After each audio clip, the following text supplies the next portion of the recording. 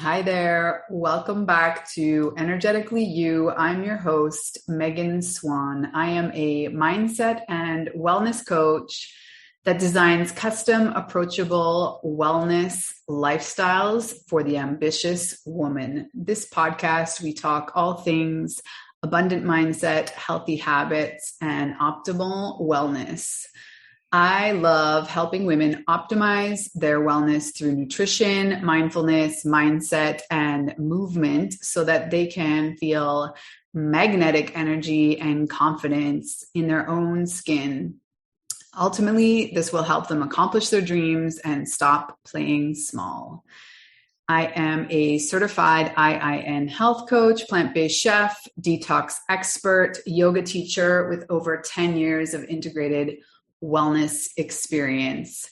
I love interviewing incredible people on this podcast. Always, they have something to contribute in the world of energy. I think we can come to understand our energy, its ebbs, its flows, its sources, and its leaks in a whole entire different way. Today, I have the pleasure of interviewing Milena Regos. She's the founder of Unhustle, which is and she is a rebel entrepreneur on a mission to inspire 100 million people to change the way that they work, live, and play. A counterintuitive but science-based approach to burnout work culture. This is one of my favorite topics. Unhustle has been called, quote unquote, amazing by Adriana Huffington and legendary by Christopher Lockheed, Apple's #1 business podcaster. Milena,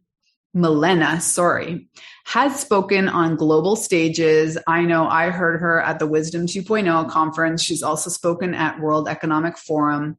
Her work has been featured in CNN Business, Thrive Global, Authority Magazine, and multiple podcasts. She believes that when you focus on well-being, resilience, and purpose, you can tap into higher creativity, productivity, and optimal performance. I would also add optimal wellness. She lives the Unhustle values between Lake Tahoe and Baja with her Australian husband and Mexican rescue dog. You can download her free ebook to start your journey to Unhustle at unhustle.com/ebook. So looking forward to talking with her. So let's dive in.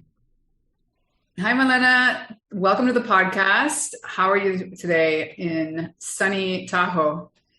Hi, Megan. I'm really well, thank you. It's actually smoky, not sunny Tahoe. I can't even see the sun. We have a huge fire burning really close to us. It's been going on for a while.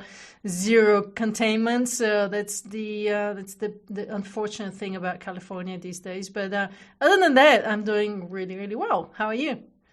I'm good, thanks. Well, I know that we first crossed paths through Wisdom 2.0. We were both at the virtual. I don't know if you have been to the physical conference. I'm hoping to go this year.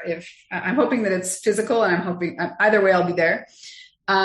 So tell me about your experience with Wisdom 2.0, and then we'll get into your Unhustle project.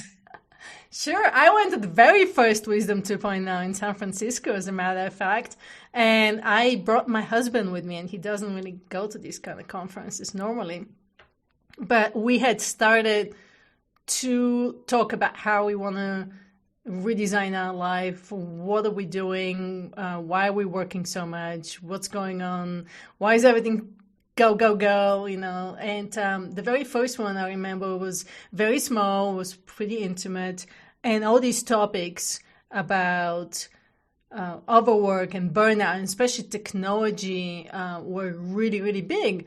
And my husband is the opposite of me. He's very disconnected from computers and technology. He works with his hands. So to him was something really new and different, and he couldn't realize how big of a problem it is. Where I was going, I've been trying to tell you for years that this is what I'm dealing with. So it was quite eye-opening, and we were in the process of trying to redesign our own life, and I was a I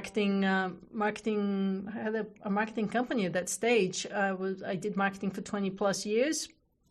I started with a media company, working for a media company back in 96, 97, really early, big adopter of online marketing. Then I was a marketing director for a ski resort for 10 years. And then I started my own company, and it was very focused on digital marketing, social media, and a lot of online time. I was very fortunate. I got to work with some amazing clients and celebrities and really great brands. A lot of them were in health and wellness and travel and recreation and the things that I had my own personal interests in.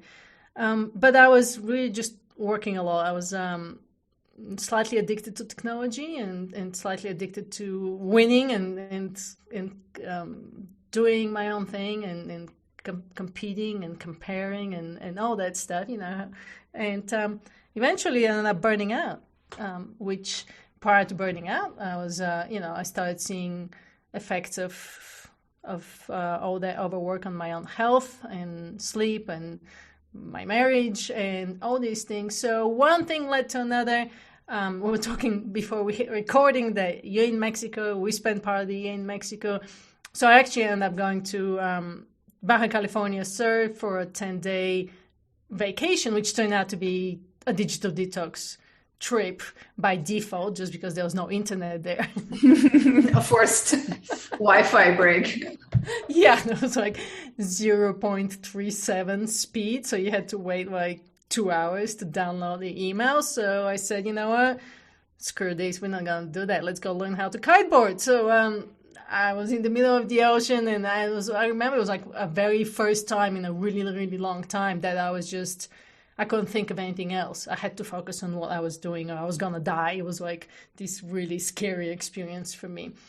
And all of a sudden I was just able to kind of say, wait a minute, what am I doing with my life? And why? Like what's driving me to do all this? I don't really have a life. All I do is work. And I think there's more to life than working. So I went down on this really long journey of rediscovering and self-discovery and mindfulness and meditation and human potential coaching institute and all these biohacking and all these crazy things to finally have this big aha moment that the worst possible advice to give people is, especially entrepreneurs, is to hustle. And it's something that I had been following, like some kind of a magical formula that the only way to achieve success really is to work more and more and more. And I started questioning all these norms and rules, and I started Unhustle as my own really exercise to counterculture. A counterculture to hustle culture, a lot more human culture. I didn't really realize that all these things I had been studying and researching and practicing is when the pandemic hit, all of a sudden it was like this fairly big explosion from where I am and where I sit as to what people are really drawn to. And all of a sudden there's this big realignment and big emphasis on well-being. And at the same time, Megan, I still talk to a lot of leaders and people in corporate, and there is very, very little change. And so I'm saying, wow, some people are kind of having a real awakening and a priority shift, and there's a great resignation happening. And if somebody doesn't know how bad burnout is, then they're not reading the news.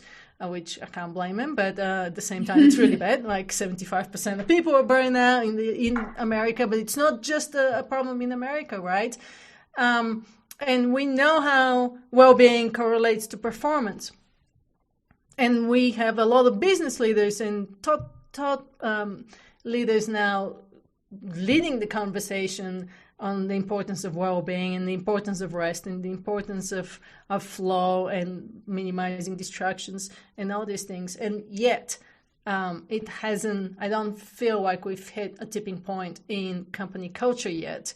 The people I work with are in between. Some of them are entrepreneurs and working for themselves. Some of them have companies that they work for or they lead. So I don't know. I'll be interested to see what you're seeing, but from what I'm seeing, we're starting. There's small ripples. There's small ripples, and hopefully these small ripples will lead to a bigger wave and a bigger change.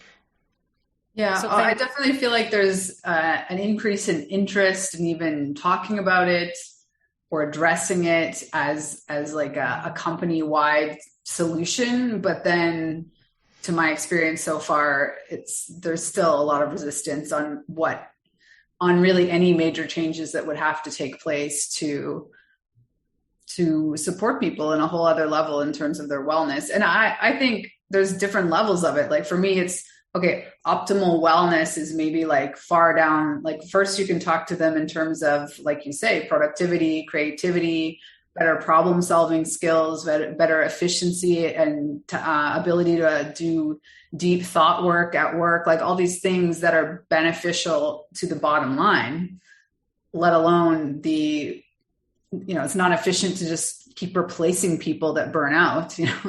Let's leave the human factor out of it. Like it just doesn't make sense from a business standpoint, right? But I think there's a lot to be done, but I too am optimistic that there was a lot of realignment.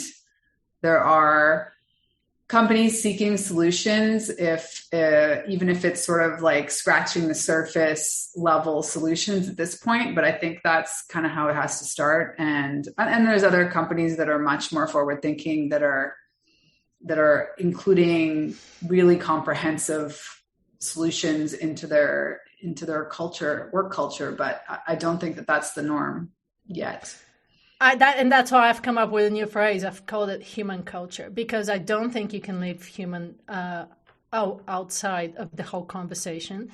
And as we're seeing with this whole great resignation, 41% of people, according to Microsoft study, are going to quit their job and look for another one. And there's a whole great war for talent, and companies can't find good, skilled people. Now, people are also realizing that they can go live in Mexico and work from Mexico. They can go live in Baja and work from Baja. So the way I'm looking at things is there's no such thing as work-life balance. There's no such thing as work-life integration.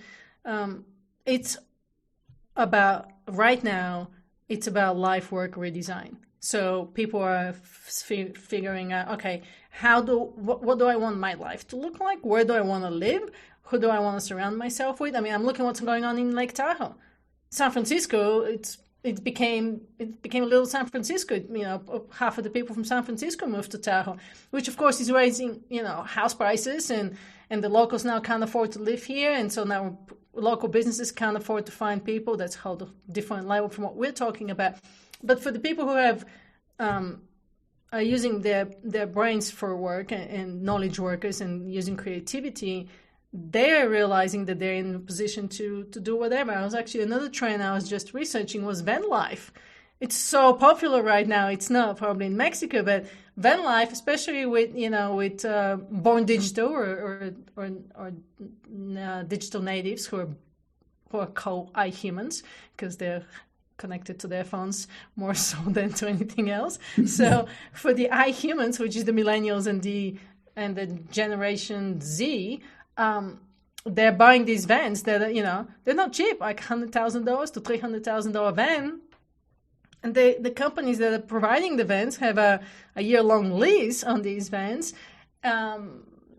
Millennials haven't been able to afford houses because they're so expensive. They don't want to have all this stuff that their parents had because they're seeing that doesn't really make them happy and fulfilled. And they can't really travel internationally right now that much. So they're saying, why don't we get a van, live in the van, and run our purpose-driven companies from there? So actually, there's a lot of startup founders, creatives, marketers, freelancers, entrepreneurs who are getting a van and traveling around the country and spending more time in nature and tapping into their creative well and actually doing a lot more meaningful existence and living and creative work, contributing to society in some way. I just saw a startup founder who came up with this new idea for toothpaste because she's very plastics. And so she came up with this new formula. It's called Bite, and it's these little pills that you take and then you dry brush your teeth. So it's an environmentally conscious company. So I want to reach out to her because she lives in a van. And so people are aligning their values, their life values with their work values, and creating what I call like a high flow living and working situation. And that's their way out of burnout, and that's their way out of living a life based on what society says life should be. You don't have to wait to be 65 to retire and explore the country. Taking back control of your life, right? Did you see that study that supposedly 60% of the U.S. workforce is going to be working for themselves by 2050? Yeah, I'm not surprised at all. I mean, that's what people want: more autonomy. People want more control. People are taking control of their income and their freedom and their lifestyle options. And the other thing too is, I was just speaking with a young woman today from London, and it's very interesting because she's a management consultant for a big company, but at the same time her interest is in flow and in how do you create flow at work and flow in life. And what do you think ultimately she wants to do? She's trying to change culture inside the organization and drive people to peak experiences and high performance, seeing how little of an impact she can make. So on the side, she's starting this side hustle to create, like a high flow and high performance training programs for people. And ultimately, I think she's not going to be working for the company anymore. So it's very interesting how things are changing. But what was that survey? That by what year? I think it was 2050. But then again, I thought to myself, I don't have no idea what the current percentage is. Do you know? No, I don't know how many people work for themselves. I do know there was a huge entrepreneurial boom in this past 1 year. I know there was 4 million businesses that had started in 2020, which actually reversed a 40-year-old downward spiral in entrepreneurship. So I'm not surprised that that's happening. I was thinking when you said about the woman you're talking to, we have to change that term, the side hustle. Well, I definitely stand against anything that has to do the word hustle with it. But yeah, absolutely. I hate that word. I hate that term. I just hate that word. I think it's such a bad derogative word to use. So, but let's dive down that rabbit hole a little bit, because I do think that it's potentially it's sort of maybe not harder, but it's a lot murkier when you're working for yourself and you're following this whole I love what I do thing, and you literally do love your work the majority of the time. But at the same time, you need to unplug. You need to have a very clear work-life balance, or it's not going to be sustainable. Are you talking to a lot of people that are in that boat, that are working for themselves and also burning out? Oh, absolutely. Yeah, yes. Yeah, I mean, and that is what I did, right? I thinking back, when I worked for the ski resort, I probably had, even though I'm very hard worker and hard work doesn't scare me, this whole hustle mentality is what scares me. But I was still working extra hours. I was still working longer weeks. But I did have weekends when I didn't do anything. When you start to work for yourself, it's a mental shift. It's really hard. So I actually realized what works best for me. I do talk to a lot of people who, on the company side of things, on the corporate side of things, try to do like the 4-day work week or 5-day work day. I think people need to figure out what works for them. And what I'm realizing works for me is having a fairly focused day where I work 5-6 hours a day. And then you have to make yourself disconnect and unplug. You just have to. But if you're tapping into flow, and if you're able to work in a state of flow, then that flow cycle also requires you to have a recovery phase. So because you can't sustain it all the time. When you're in flow, though, you're so focused and so into what you're doing that you can achieve a lot more in less time. But again, you have to make yourself. I make myself go out for hikes. I go out with the dog because I know the science behind it by now enough and well to believe in it and to follow it. I think it's, and I'm not perfect by any means. Sometimes I do go back to like reading a book that's work related or doing stuff, but I have my husband who's always like on me, like you need to unplug, you need to disconnect. So it's good to have somebody to tell you when you're overstepping that boundary. I also believe that you have to work with your biology instead of against it. And so what works for me is not going to work for you. If I'm the most productive in the morning, then you could be most productive in the evening. And I think that's a big thing that people are realizing. It doesn't have to be 9 to 5. It could be for me. A couple of things I wanted to mention there. One, as a mom, I personally work very well by having a certain structure. Like I'm more of like a 5-6 hour workday person where I get a lot done. But as a mother, that's not always the case. And I know a lot of mothers, particularly this last year, was like not the case. They're just getting the work done when they could do it with the least amount of interruptions possible, because that's extremely exhausting and stressful, the constant interruption, which, a lot of us do on our own time, interrupting ourselves by checking social media or, every time an email comes, it's like you have to create interruption-free zones even in your workspace these days because we're so digitally interrupted constantly. But the other thing you mentioned, like knowing your workflow, I talk a lot about sleep cycles, and like some people aren't 5 a.m. club people. Like some people, going back to, it doesn't make sense that the entire tribe of humans sleep at the exact same 8-hour window every night, right? It's not a very safe, logical scenario. So there are, 30% of the population that are later risers and night owls, and 30% of the population that could really be somewhere in between, and they tend to be night owls when they could be more 5 a.m. I'm an early bird, always have been. But I think it's particularly on the book Sleep. Oh, what is his name? Anyway. Matthew Walker? Why We Sleep. Matthew Walker, yeah. And that, his whole argument on making teenagers get up early to go to school, but it's like very similar. This whole 9 to 5 culture is really designed for the early bird, right? So there's that point.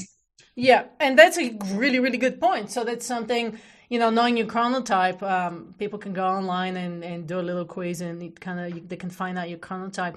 I had a neuroscientist come to and speak to the Unhustle community about exactly that, about how chronotypes affect your performance. When I had my marketing agency, I was one of these people that I was like, okay, I'll get up at 5 and I'll hit the gym at 5:30 or 6, and then I'll do a really hard, long heat workout for an hour, and then I would feel completely exhausted and depleted for the whole day. And I was like, but I'm doing the right thing. I'm exercising. This should be the right thing, and I've completely redone how I do this. First off, my deepest sleep is between 5 and 7 in the morning. So waking up at 5 means I'm missing out on my deepest sleep, which is not great because it takes me a while to fall asleep, right? So then I'm really sleep deprived all the time. So I now, I don't use an alarm anymore. I wake up when I wake up. Normally that's around 7 o'clock. And I used to work out first thing in the morning. Now I leave time like 90 minutes to 2 or 3 hours in the morning to actually do some creative work. And then I do a workout about 11. My workouts are between 10 and 12. Sometimes I skip that and I do something at the end of the day. It just depends. But I really had to shift my mindset about this whole 5 a.m. club, whoever came up with this stupidest idea ever, because not everybody is the same. And so why should we try to fit into to a mold when we're so different. Yeah, and I'm recently huge into human design. I don't know if you're a fan or you know about it, but it's another system where once you know your type, it can really be informative as to, well, not only your decision-making processes, but I think in terms of the Unhustle idea that not all of us work the same amount of hours well, and not all of us work in one big chunk. Some people work really well 3 solid hours, then a really big break, and then 3 hours. So going back to this, we don't all fit in a 9-to-5 box idea. Yeah. You know what else? I would love to hear more about human design, but I just wanted to, we started talking about when I work with entrepreneurs and how, and here's what I'm realizing, that more and more people are working weekends, including myself. And I've just really started to look at, not as weekends anymore, but I just more so look at what I want to get done in the week, and then giving myself permission to take a day off in the middle of the week. Why? Who says that I need to work on Wednesdays? When I reach out to people and I know they're working on Saturday and Sundays.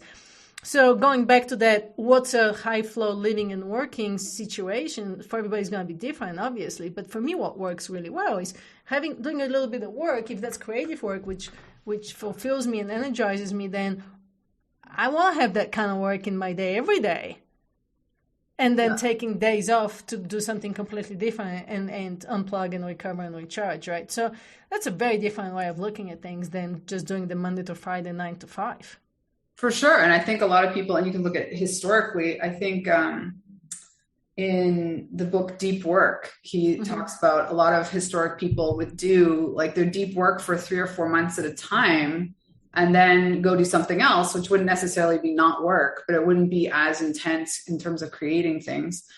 And back to human design, like a manifester, for example, might do really amazing working like serious 8-10-hour days for 2 weeks, but then they need to take a week off or 2 weeks off and like completely disconnect to be able to come up with the same intense problem solving or creating something new type, versus, the majority of the world, 70%, including myself, are generators. We're kind of the worker bees of the world, and arguably kind of fit most into the 9-to-5 box. But if we're not doing something we love, it's detrimental to our health and it's aging us prematurely. Right.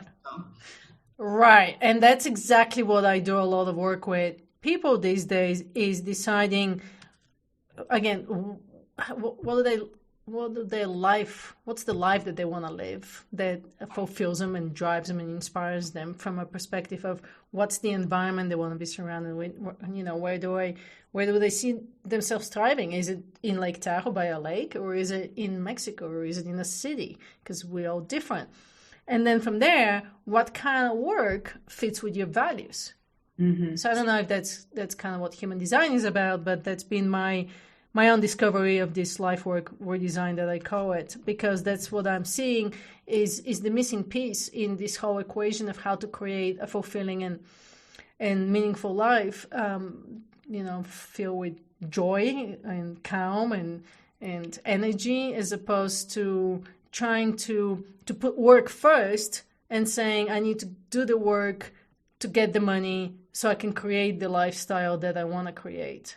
Doing more a reverse engineering. Totally reverse engineering it. I spoke with another woman. She's so sweet. She's in Baja as well, in Todos Santos. So she's from Kenya, which meant that she grew up.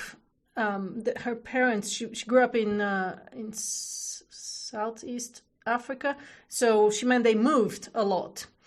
And so she got used to moving a lot. So she didn't have a permanent home, a permanent base.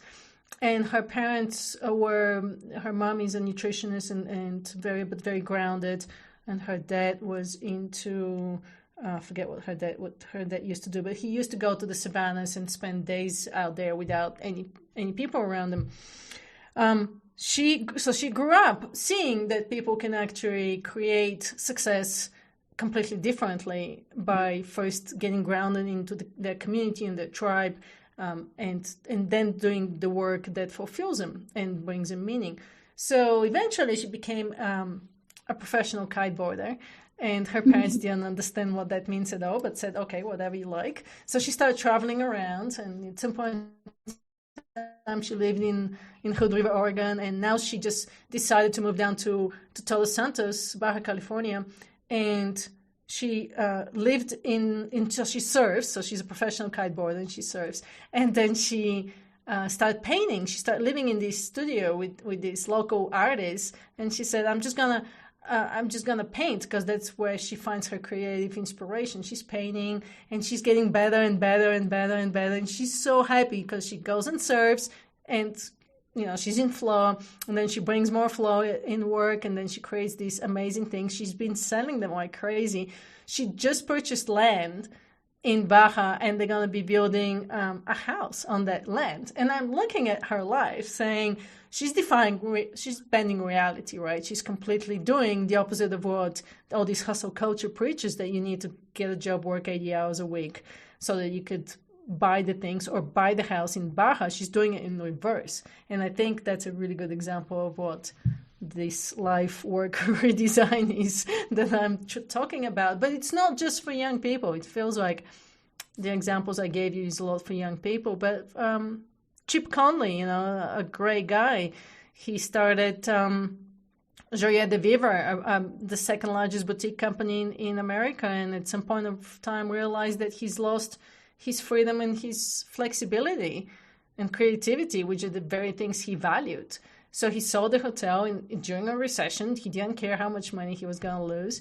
And now he started the Modern Elder Academy, where in Mexico, again, in Todos Santos, where he's helping people see that putting soul living in front of ego type living, and reforming, redesigning the way they're going through society, primarily for midlife people. So there's so many opportunities out there. And I think if we get grounded in who we are, and we can tap into our superpowers and really get aligned with who we are, we can create so much more and different things that are not what everybody else is doing. Yeah, I love that. Can you share with us maybe like a question that you use to help people sort of figure out what their values are? Like sometimes people have just been doing the same thing that they thought they wanted to do for so long that they're not even connected to the reality that, they're really not in alignment. How do you help people sort of find that? A lot of what I do is getting people kind of out of their heads and into their bodies. And so using embodiment practices, whether that's breath work or just getting people very grounded. A lot of the people I work with are not spiritual by any means, but I get a kick of figuring out how quickly I can get to the truth. Mm-hmm. And so I did a coaching call today with a woman, and it took us 8 minutes. And she's like, I think that's the shortest I've been able to do it. And it's kind of funny. It's really amazing what you can do by just getting out of your head. And the way to do it, some of the practices would be like breathing or meditation or just even walking. One thing that somebody asked me at some point in time was, who are you without the doing? If you stop doing, who are you without the doing? But on the more practical exercise, I think take a piece of paper and write down really quickly without thinking, like 25 things that are really interesting to you. And be as specific as possible. And then see if there are any intersections between what you're interested in and your skills that you're really good at. And this intersection kind of drives passion. Passion drives purpose, and purpose drives flow. So this is what I did in order to figure out how to go from a marketing professional to starting Unhustle. I was like, okay, what am I interested in? I'm interested in wellness, and I'm interested in this high performance, and I'm interested in self-actualization and all these things, right? And what were my strengths in? and where do I need to get more training? So that's how I ended up with the Human Potential Coaching Institute, which was a 24-hour decision. And I wasn't planning on being a coach by any means. So I had no idea why I signed up. And it was an expensive thing. It was like $10,000. And I pulled all the money from the last money I had in my business account. And I told my husband, I'm going to do this. And I have no idea why. Unhustle wasn't born at that stage. It was before Unhustle. During that coaching program, I actually did a 8-week mindfulness-based stress reduction training. So it was a 20 minutes a day mindfulness reduction. And during that training, it was like somebody flipped the light switch in my brain. I was like, wow, all of a sudden, all these things that I've been missing, it completely changed everything. The way I, from the minute I wake up to the minute I go to sleep, my relationship with my husband, I used to be a lot more stressed out, a lot more reactive. And my husband called me Zen a couple of days ago, which is pretty funny because I don't think I've changed that much. I'm still very type A overachiever personality, but I've mellowed out. I've mellowed out. I love that you touched on embodiment, because that's one thing that I really focus on as well. And I think it's so key, like that we just are so disconnected from our humanity as animals, that we're designed to move. And when we're not doing that on a consistent basis, I mean, ideally moving in nature, even better, people just, find a different side of themselves, or, it allows them to just let go of all these layers of things that we've been taught, or ideas that they've been carrying around, or sometimes it's just stress. Like people are just not allowing themselves to reflect on these things. A lot of shame, a lot of guilt, a lot of fear, a lot of self-doubt. I work with a lot of entrepreneurs who, the one thing I'm realizing when it comes to working with entrepreneurs is there's a lot of lack of confidence and lack of self-doubt in believing that they can do it. It's got nothing to do with skills and information, and it doesn't even have to do with ideas. It's just, there's plenty of ideas. The execution is horrible because people are in complete fear and self-doubt shows up a lot. And then there's a lot of comparisons. So all these really negative thoughts that, it's funny because you can be drinking green smoothies and doing yoga all you want. And if you have these negative thoughts, then it's not helping you. It's poisonous. It's toxic. So it's a question of being able to shift really quickly. And that's one thing I think that mindfulness was really able to help me with, was becoming more resilient from that perspective. Do I fall into these kind of things and emotions? Obviously, all the time. I think we all do. But the question is, how quickly can you bounce back? And especially when it comes to entrepreneurs, we're weird kind of animals. We're crazy. Research says that we're crazy. We're on fire. We have more ADHD and mental challenges and suicidal rates if you're an entrepreneur than if you're not. So clearly something's going on. But being able to switch, because I feel like we live on that roller coaster. You're either really, really high or you're just down in the dumps. And the question is how quickly you can bounce back. It's something I refer to as how can you become unfuckwittable, because you can't always be on that high, and you're gonna come down, and then that's okay. First off, it's okay to be down. We just try to say, oh, it's not okay, I need to get out of it. But I think that down time tells you something too, and being in touch with your emotions and being okay with it, right? Which a lot of us say, I'm not okay with it, but also being able to say, okay, I'm okay with it. Okay, what is this emotion telling me?